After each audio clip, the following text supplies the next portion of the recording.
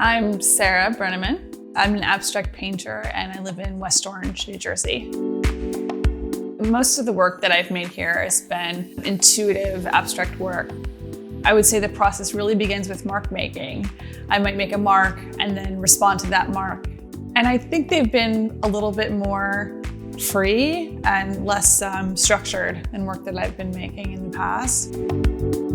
I think it's important to let go of the sounds around me to get into sort of a flow in the studio. I have little rituals that I do. I have to make tea, I have to listen to music, and those things kind of sort of like a reset for my brain. Like, okay, now I'm working, now I'm in work mode. I find inspiration for my work through just the act of wanting to make an image is really where it starts. And I find that the things that filter from my life that come into the painting almost appear there on their own. And I'll see later an image like a pennant that will show, and I'll realize that it's a pennant for my son's room, and I'm drawing it or painting it because I'm seeing that triangular shape either directly or in my peripheral vision every time I'm with them. So it's very kind of intuitively just shows up in the work.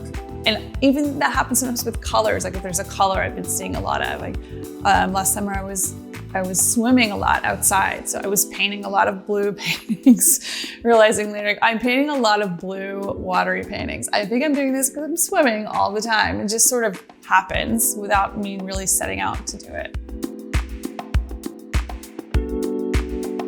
I would say I enjoy working intuitively because it allows me the freedom to have the painting go where it needs to go.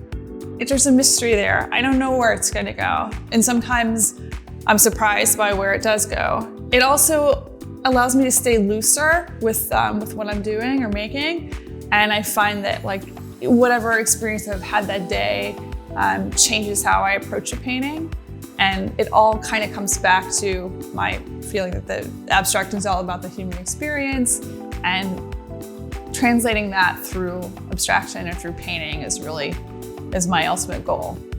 I think working in acrylic has changed my practice primarily in that I don't need to wait between painting sessions. I can just keep moving, keep painting. I can paint for 8 hours straight on the same painting. I don't have to worry about muddying the colors. I can just keep moving.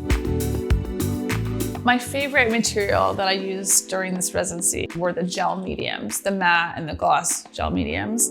I really loved how they could change the viscosity of the paint, but I could still keep the brilliance of the color, and they could really still have kind of a thicker texture or consistency, but they would also remain wet for longer, so I could keep working in them, keeping like a wet on wet feel in the moments that I needed that.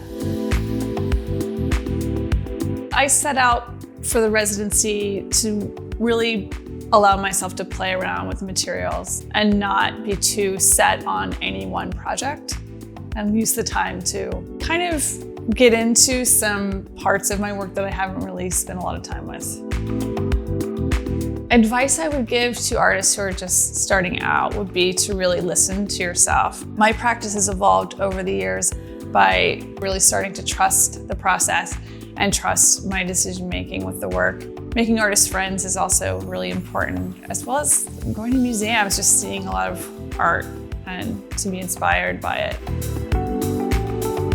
I think the most important thing I'm walking away with from this residency experience was allowing myself time to really experiment, especially with new mediums or the materials, or just allowing myself to play and not think too much about the final product, just to keep trusting myself, but ultimately just to be open to experimenting with different materials, different colors, different surfaces, and just being okay with where it goes.